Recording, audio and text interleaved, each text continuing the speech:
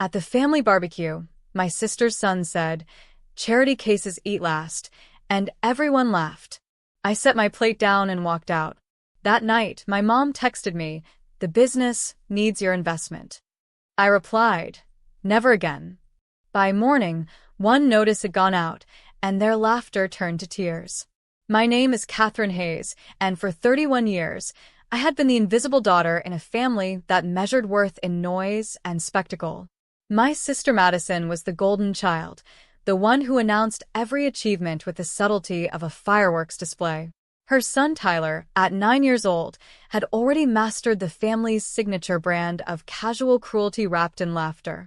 My brother James stood somewhere in the middle, content to ride the waves our parents created, never questioning, never defending, always present but fundamentally absent when it mattered. The barbecue happened on a Sunday in late June. The kind of day that starts with golden morning light and the promise of easy conversation. My parents' backyard stretched out like a magazine spread, professionally landscaped, with the new pergola my father had installed casting elegant shadows across the flagstone patio. The grill was top of the line, the outdoor furniture arranged just so, everything designed to project success, stability, heritage. My mother, Patricia Hayes, moved through the space like a curator in her own museum, adjusting a cushion here, straightening a placemat there, ensuring every detail reflected the family image she had spent decades constructing. I arrived early, as I always did, carrying a homemade potato salad that I knew no one would compliment, and a bottle of wine that cost more than anyone realized. My car, a modest Honda Accord, looked apologetic parked next to Madison's Range Rover and James's Tesla. I had learned long ago that displays of wealth invited questions I preferred not to answer. My family saw what they expected to see. Catherine, the quiet one, the dependable one, the one who never caused trouble because she never did anything remarkable enough to cause ripples. Madison arrived 30 minutes late, as she always did, her entrance timed for maximum impact. Tyler burst through the back gate first, already shouting about the new gaming system they had bought him, followed by Madison's husband Derek, carrying enough designer shopping bags to stock a boutique, and finally Madison herself, phone pressed to her ear, waving dramatically to signal she was on an important call. My mother's face lit up the way it always did when Madison appeared, that particular smile reserved exclusively for the daughter who had married well, produced a grandchild, and maintained the kind of social media presence that reflected well on the family name. If you're listening right now, help me prove something wrong. My mother said I wouldn't even reach 1,000 subscribers, but I believe stories like this deserve to be heard. Help me show her that these tales matter. Please subscribe to All of Revenge Stories, and let's keep breathing life into stories that were never meant to stay silent. Now, let's continue. James arrived next with his girlfriend Stephanie, a pleasant woman who smiled too much and laughed too loudly at jokes that weren't funny, performing the exhausting theater of trying to fit into a family that would never truly accept her. I felt sorry for Stephanie sometimes, watching her work so hard for approval that would never come, or would come with so many conditions attached that it hardly counted as approval at all. She reminded me of myself, 10 years ago, before I stopped trying. The afternoon unfolded according to the familiar script. My father, Robert Hayes, held court at the grill, dispensing opinions on politics, business, and the general decline of work ethic in younger generations, his voice carrying the absolute certainty of a man who had never seriously questioned his own worldview. Madison reclined in the shade, curating her social media feed, occasionally calling out instructions to Tyler, who ignored her with the confidence of a child who had never faced real consequences. James and Derek talked about golf, stocks, and the new restaurant downtown that was impossible to get into unless you knew someone, which of course they did. My mother orchestrated everything from her position at the outdoor bar, mixing drinks, arranging appetizers, and steering conversations away from anything that might disrupt the carefully maintained surface of family harmony. I helped where I was needed, the way I always did. I refilled the ice bucket. I brought out extra napkins. I cleared empty glasses and carried dirty plates to the kitchen. The invisible labor that keeps social gatherings functioning smoothly, performed by the invisible daughter who could be counted on to notice what needed doing and do it without being asked. No one thanked me. No one noticed. This was simply my role, as fixed and unquestioned as the color of my eyes. The buffet was set up on the long table under the pergola, a spread of grilled meats, salads, fresh bread, and all the accompaniments of a successful suburban gathering. My father announced that lunch was ready, and everyone began moving toward the table, plates in hand, conversations continuing, the casual chaos of a family meal about to begin. I had been in the kitchen, bringing out the last of the side dishes, and when I returned to the patio, plate in hand, I found Tyler standing directly in front of the buffet, arms spread wide, blocking access. "Tyler, honey, move aside so everyone can get their food," my mother said, her tone indulgent and amused. "I'm guarding the good stuff," Tyler announced, grinning. "Uncle James goes first because he brought the expensive steaks. Then Grandpa, because it's his grill. Then Mom, because she's the prettiest." Everyone laughed. Derek ruffled Tyler's hair. Madison smiled at her phone, documenting the moment. My father chuckled and reached over Tyler's head for the tongs. James stepped up to fill his plate, making exaggerated formal bows that sent Tyler into peals of laughter. I stood there, plate in hand, waiting. Just waiting. The way I had been waiting my entire life. Tyler looked directly at me. His eyes held that peculiar clarity that children sometimes have, that ability to identify hierarchy and exploit it with devastating precision. "Charity cases eat last," he said, his voice loud enough to carry across the patio.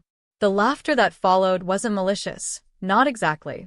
It was reflexive, the kind of laughter that erupts when someone says something unexpected, and everyone's too surprised to choose a different reaction. My mother's laugh was brightest, a peal of delight at her grandson's cleverness. Madison glanced up from her phone long enough to smile. James didn't laugh, but he didn't say anything either, which amounted to the same thing. Stephanie looked uncomfortable, glancing between me and James, but she stayed silent. My father shook his head with a grin, as if to say, "Kids these days." Derek was the only one who tried. "Tyler, that's not nice," he said, but his tone was mild, corrective in the way you might tell a child not to eat dessert before dinner, a rule everyone knows won't really be enforced. I set my plate down on the nearest surface. I didn't slam it. I didn't make a scene. I simply placed it down with the same quiet care I brought to everything, and I walked toward the gate. My movements were calm, measured, unremarkable. No one called after me. No one asked where I was going. I heard my mother say something about me being too sensitive, always had been, and then the conversation moved on, filling the space where I had been as if I had never been there at all. I drove home in silence, no music, no podcast, just the sound of traffic and my own breathing. I lived in a downtown loft that no one in my family had ever visited, 1,500 square feet of exposed brick and floor-to-ceiling windows overlooking the city. They thought I rented a small apartment somewhere, probably with roommates, living the modest life of a woman who worked in something with computers, which was how my mother described my career when people asked. The truth was considerably different, but truth had never been a commodity my family valued when fiction served them better. I had founded my own software company at 24, built it from nothing into a mid-sized firm specializing in cybersecurity solutions for healthcare providers, and sold it for $18 million when I was 29. The buyer kept me on as a consultant, paying me more annually than my father had made in his best year running the family's commercial real estate business, Hayes Properties. I lived carefully, invested wisely, and maintained the camouflage of ordinariness that allowed me to move through family gatherings without answering questions I didn't want to answer. Hayes Properties was the family legacy, or so my father called it, though legacy seemed like an ambitious word for a company that managed a dozen strip malls and a handful of office buildings in secondary markets. My father had inherited the business from his father, grown it modestly, and always assumed James would take over eventually, continuing the dynasty. The company employed Madison's husband Derek in some vaguely defined sales capacity that seemed to involve a lot of client lunches and golf outings. It provided the financial foundation for my parents' lifestyle, the visible prosperity they displayed like a flag. What none of them knew was that I had saved the company 3 years ago. They had overextended, taken on debt to acquire a property that seemed promising but turned toxic when the anchor tenant went bankrupt. They were facing foreclosure, default, the kind of financial catastrophe that doesn't just hurt, it humiliates. My father had been frantic, calling emergency board meetings, consulting lawyers, losing sleep in a way I had never seen him lose sleep. My mother had been terrified, though she expressed it as anger, snapping at everyone, controlling what she could control because so much was spinning beyond her grasp. I had approached my father in his office one evening, found him with his head in his hands, staring at spreadsheets that refused to add up the way he needed them to. I told him I had some savings, money I had been investing, and I could help. He had looked at me with surprise, then relief, then something that almost looked like respect. We structured it as a loan, but a loan with teeth, a convertible note that would become equity if not repaid within 3 years, 37% of the company in exchange for the capital injection that saved everything. My father had signed the papers, grateful, desperate, and already beginning to forget. Within 6 months, once the crisis had passed and the company had stabilized, the narrative had shifted.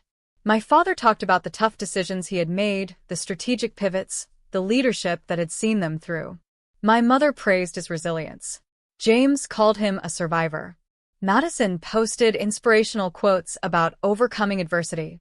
I was never mentioned. The loan became a footnote, then a memory, then something that had probably never really happened the way I remembered it, because surely they would remember something that's significant, wouldn't they? The 3-year mark had passed 2 months ago. The loan had not been repaid. The convertible note had automatically converted to equity, exactly as the contract specified. I owned 37% of Hayes Properties. My father owned 40%. James owned 15%, a gift for his 30th birthday. Madison owned 8%, a smaller gift because she had married well and supposedly didn't need more.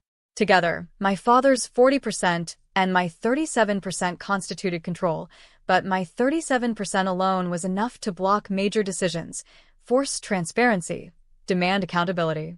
They had forgotten. All of them had forgotten. Or they had never really understood in the first place, signing papers in a panic without reading the fine print, trusting that quiet Catherine would never actually exercise the rights she had negotiated. I sat in my loft that Sunday evening, the city glowing outside my windows, and I felt something crystallize inside me. Not anger exactly. Anger was too hot, too chaotic. This was colder, clearer, the feeling of a decision made after long deliberation, a door closing quietly but permanently. For 31 years, I had been making deposits into their ledger of tolerance. I had absorbed the dismissals, the overlooked achievements, the casual cruelties delivered with a smile. I had told myself it didn't matter, that I was above needing their approval, that I had built a life they couldn't touch. But the truth was simpler and harder. I had been waiting for them to see me, waiting for them to realize what they had missed, waiting for some moment of recognition that would never come because they would never look closely enough to see anything beyond their own assumptions. The account was overdrawn. The waiting was over. My phone buzzed. A text from my mother. The business needs your investment. No greeting. No acknowledgement of what had happened at the barbecue. Just the blunt transactional statement, the kind of message you send when you need something and you're not worried about whether the other person will provide it because they always have before. I looked at the message for a long time. I thought about all the versions of myself I could be in this moment. The dutiful daughter who swallows her hurt and writes the check. The angry daughter who sends back a cutting reply designed to wound. The diplomatic daughter who suggests a family meeting to discuss what happened and how everyone felt. I had played all those roles before in different situations, and none of them had changed anything. The pattern was too deep, too comfortable for them, too profitable. I replied, never again. 2 words. Clean. Final. I didn't elaborate. I didn't explain. I simply drew the line and stepped back from it. My mother called immediately. I didn't answer. She called again. I turned off my phone. I spent that evening drafting an email to my attorney, a woman named Rebecca Chun who had handled the original convertible note and who understood exactly what I was doing the moment I explained what I needed. I wanted to exercise my rights as a minority shareholder. I wanted full financial disclosure, transparent accounting, and a formal valuation of the company. And I wanted to explore my options for liquidating my equity stake, which, given the company's private status, meant either forcing a sale of the entire company or requiring the other shareholders to buy me out at fair market value. Rebecca's response came within an hour. About time. I'll have the formal notice ready tomorrow morning. This is going to get complicated. Are you sure you're ready? I wrote back. I've been ready for 3 years. They just didn't notice. The notice went out Monday morning at 9 a.m., delivered via email and certified mail to my father, James, Madison, and the company's general counsel. It was professionally worded, legally precise, and absolutely devastating. I was formally requesting my rights under the shareholder agreement: complete financial transparency, immediate accounting, third-party valuation, and a resolution timeline for either buying out my stake or putting the company up for sale. My father called at 9:15. I didn't answer. James called at 9:30. I didn't answer. My mother called at 10, then again at 10:30, then started leaving voicemails that progressed from confused to angry to pleading. Madison sent a series of texts that began with question marks and devolved into accusations. Derek, of all people, tried to reach me, his message awkwardly formal, asking if we could discuss this misunderstanding like reasonable people. There was no misunderstanding. For the first time in my relationship with my family, there was only clarity. Rebecca called me that afternoon with an update. Your father's attorney contacted me. They want to meet. They're claiming this is a hostile action, that you're trying to destroy the family business. I told them you're simply exercising your legal rights as a shareholder, which you are. They're panicking, Catherine. They legitimately didn't know you could do this. They didn't read what they signed, I said. Most people don't, Rebecca replied. But most people aren't dealing with family. How do you want to handle the meeting request? Schedule it, I said. Conference room, neutral location, both attorneys present. And Rebecca, I need you to be very clear with them about something. This isn't a negotiation about whether I have these rights. This is a discussion about how they're going to satisfy them. The meeting happened on Wednesday in a conference room in Rebecca's office building, a glass and steel tower downtown that probably made my father uncomfortable the moment he walked in. He arrived with his attorney, Martin Kowalski, a man I had met exactly once, at the closing of the convertible note 3 years ago. James came too, looking younger than his 28 years, uncertain in a way I rarely saw him. My mother insisted on attending, though she had no formal role in the company, and Madison came with her, forming a united front of Hayes women, though I apparently didn't count. I arrived last on purpose, and I brought Rebecca and a financial analyst named David Park, who had spent the past 2 days reviewing what limited information we had about Hayes Properties' current situation. I wore a navy suit, professional and impersonal, the uniform of someone conducting business, not family drama. My father stared at me as I took my seat. Catherine, what is this about? Why are you doing this? I'm exercising my rights as a shareholder, I said calmly. The convertible note converted to equity 2 months ago, as specified in the contract. You haven't repaid the loan, so I now own 37% of the company. I'm entitled to full financial disclosure and the option to liquidate my position. That's what I'm requesting. You're trying to destroy everything I built, my father said, his voice rising. Over what? Because Tyler made a joke at the barbecue? Because you got your feelings hurt? This has nothing to do with Tyler, I said, which was both true and false. Tyler's words had been a catalyst, but the foundation had been laid over 3 decades of dismissals, each one small enough to ignore, all of them together creating a weight I was finally refusing to carry. This has to do with business. You accepted my investment when you needed it. Now I need liquidity. That's how investment works. Martin, my father's attorney, cleared his throat. Ms. Hayes, perhaps we can discuss a reasonable timeline for repayment of the original loan amount with interest. That would eliminate the equity conversion and resolve this situation amicably. Rebecca shook her head before I could respond. The conversion happened automatically 2 months ago. You can't unring that bell. My client owns equity. The question now is how that equity gets valued and how she exits her position. We can buy you out, James said suddenly. Dad and I can buy your shares. We'll get a loan, pay you fair value, and this all goes away. David Park, my financial analyst, spoke for the first time. Based on the preliminary information we've reviewed, Hayes Properties is currently valued at approximately $8.2 million. 37% of that would be just over $3 million.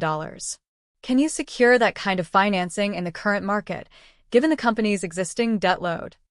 The silence that followed was answer enough. My mother leaned forward, her voice sharp. Catherine, I don't know what's gotten into you, but this is family. You don't treat family like this. You don't threaten your own father's business because of some childish grudge.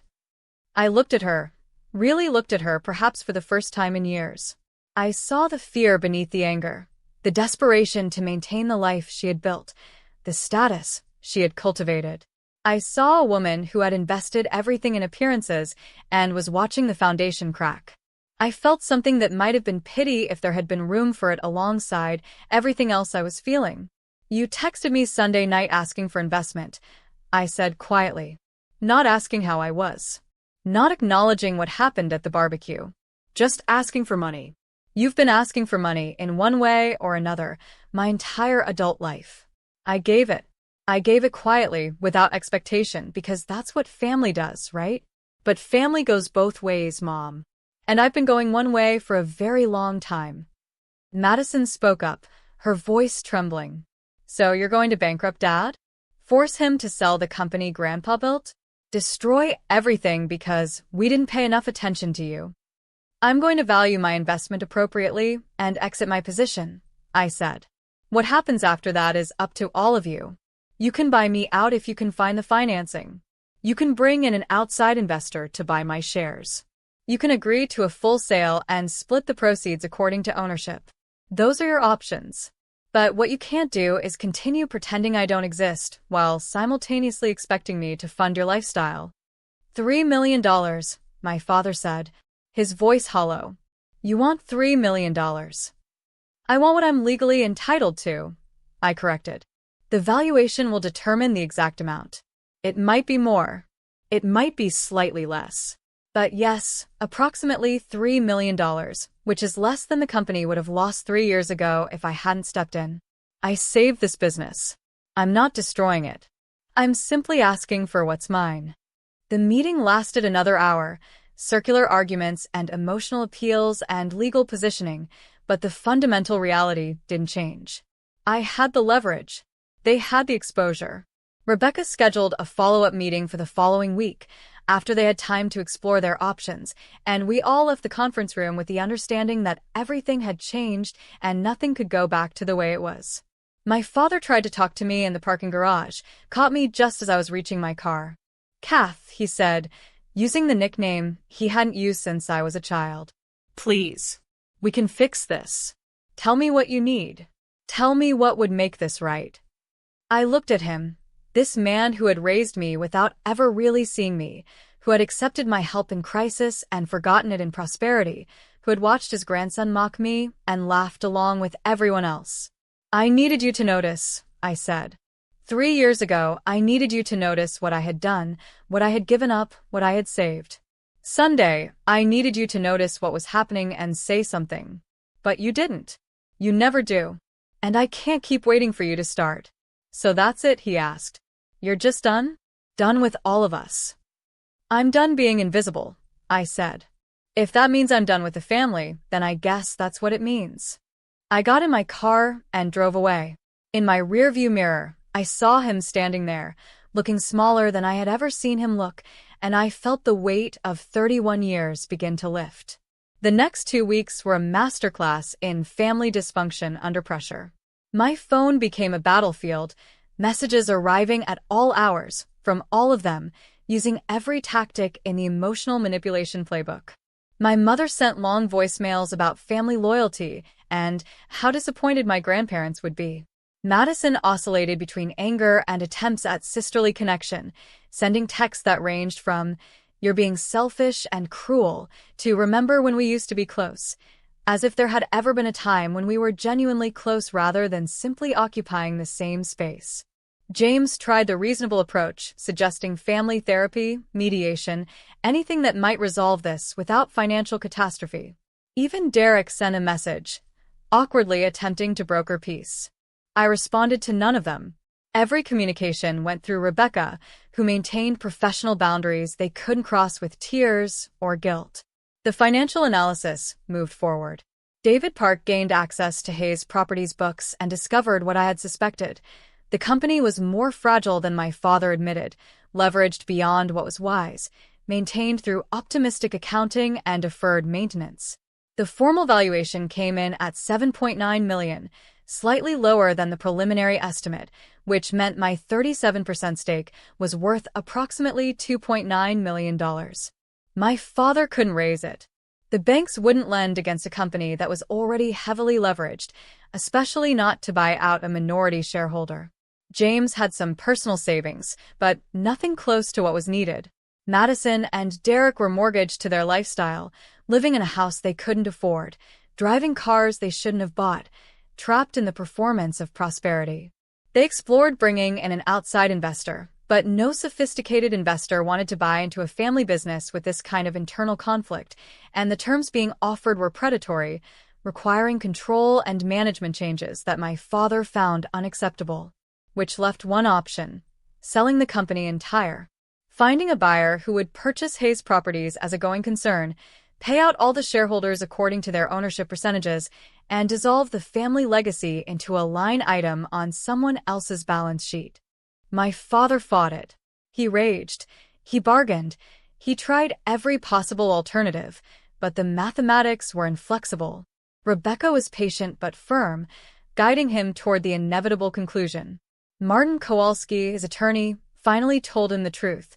I had the legal right to force a sale if they couldn't buy me out, and I was going to exercise that right. They could cooperate and try to get the best possible price, or they could fight and end up with a worse outcome and massive legal bills on top of it. The family meeting where they accepted reality happened in my father's office on a Thursday evening in late July. The office that had been my grandfather's, where 3 generations of Hayes men had made decisions about property and profit. My father sat behind the desk looking older than his 62 years. James sat in one of the client chairs, staring at his hands. My mother stood by the window, rigid with fury she was barely containing. Madison was crying quietly, Derek's arm around her shoulders. I sat in the remaining chair, Rebecca beside me, and I listened as my father said the words that ended the dynasty. We'll accept your terms. We'll sell the company. Just tell me one thing, Catherine. Was it worth it? Destroying your family for money. I didn't destroy this family, I said quietly. I just stopped pretending it was something it wasn't. The sale process took 4 months. A commercial real estate investment firm out of Chicago bought Hayes Properties for $8.1 million, slightly better than the valuation, which everyone treated as a minor victory in the midst of catastrophe. After legal fees, outstanding debts, and transaction costs, the net proceeds were about $7 million. My 37% came to $2.59 million. My father's 40% gave him $2.8 million. James got $1.05 million. Madison got $560,000. My father retired, bitter and diminished, treating the sale as a betrayal rather than a financial reality. He and my mother downsized from their large house to a still comfortable condo, but the change felt like defeat to them, visible proof that their status had declined. James took his $1 million and invested in a friend's startup, trying to build something new, though I could see the weight of expectation on him, the pressure to restore what had been lost. Madison and Derek used their money to pay down debt and buy stability, the performance of prosperity replaced by the reality of middle-class life, which to Madison felt like poverty. And me?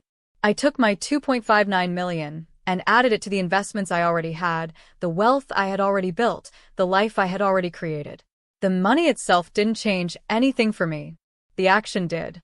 I spent Thanksgiving alone that year in my loft, ordering takeout and watching the sunset over the city. No one invited me to family dinner. I didn't expect them to. The following year, I spent it with friends, people I had chosen rather than been assigned to buy genetics. Christmas came and went without contact. My birthday passed unmarked by anyone sharing my last name. Tyler turned 10. I saw the photos on Madison's social media. A lavish party at a trampoline park, the kind of expensive celebration that was probably stretching their revised budget, but maintaining appearances required. He looked happy, oblivious to the adult conflicts that had reshaped his world, and I felt nothing. Not anger, not satisfaction, not regret. Just nothing. He was a child who had said a cruel thing because he had learned cruelty from the adults around him. He wasn't the villain. None of them were villains. They were just people who had never learned to see beyond their own reflections. 2 years after the sale, my mother called me. It was the first time we had spoken since the final settlement meeting. Her voice on the phone was careful, formal, the tone of someone reaching out to an acquaintance rather than a daughter. "Catherine, I wanted you to know that your father had a health scare. He's fine now, but it was serious. Heart attack. He's recovering. I'm glad he's okay," I said, and I meant it. I didn't want him to suffer. I just didn't want to be invisible anymore. "He's been talking about you," she said.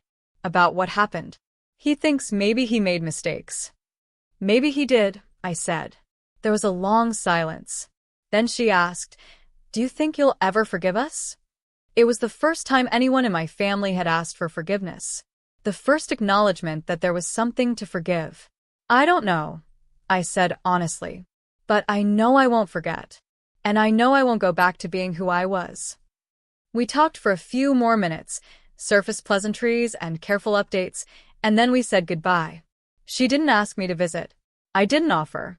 We had both learned something about boundaries, about the limits of obligation disguised as love. 3 years after the barbecue, I started a new company, a consulting firm helping women negotiate equity and understand their worth in business transactions. I called it Glasschild Capital, a name that meant nothing to most people, but everything to those who understood. My first client was a woman whose family had built a successful restaurant chain while excluding her from ownership despite her contributions. My second was a woman whose husband had structured their business to leave her with nothing despite decades of unpaid labor. I helped them see what they were worth. I helped them claim it. I thought about Tyler sometimes, wondered what he would remember about that summer when his family's business disappeared, whether anyone had explained it to him, whether he had learned anything beyond the surface story of Aunt Catherine who had caused problems. I hope someone, someday, would teach him that cruelty has consequences, even casual cruelty delivered with a laugh. But I knew it probably wouldn't be anyone in my family. They were still telling themselves a story where I was the villain, where my desire for recognition and respect was selfishness, where my refusal to remain invisible was betrayal. It was easier for them that way. I understood. I had spent 31 years making things easier for them. I ran into James once, in a coffee shop downtown. He looked good, healthier than I remembered, some of the family tension gone from his shoulders. His startup had failed, but he had landed on his feet with a good job at a tech company, and he seemed lighter for no longer carrying the weight of family expectation. We talked for a few minutes, carefully neutral, and then he said something that surprised me. "You were right, you know. About all of it." I didn't say that then. "I should have." "Thank you," I said. "Are you happy?" he asked. I thought about it, really thought about it. "I'm visible," I said. To myself, if no one else. And that's enough. We parted cordially, and I walked back to my office thinking about the cost of visibility, the price of claiming space in a world that wanted me to stay small. The money had been the tool, the leverage that forced recognition, but it had never been about the money. It had been about finally, after 31 years, drawing a line and saying, "I am here. I matter. You will not pretend otherwise." Would I have made the same choice if I could go back? Would I have stayed silent, swallowed the hurt, maintained the family peace? I don't know. I know the cost was high. I know I lost things I can't get back. I know there are holidays that feel empty and birthdays that pass without acknowledgement and moments when I wonder if I traded one kind of invisibility for another. But I also know that when I look in the mirror now, I see someone who refused to disappear. Someone who demanded to be counted. Someone who stopped waiting for permission to exist. At the family barbecue, my sister's son said, Charity cases eat last, and everyone laughed. I set my plate down and walked out. That night, my mom texted me, "The business needs your investment." I replied, "Never again." By morning, one notice had gone out, and their laughter turned to tears. But here's what they didn't understand, what they still don't understand. I wasn't trying to make them cry. I was trying to make them see. And in the end, whether they ever saw me or not, I saw myself. And that, finally, was enough.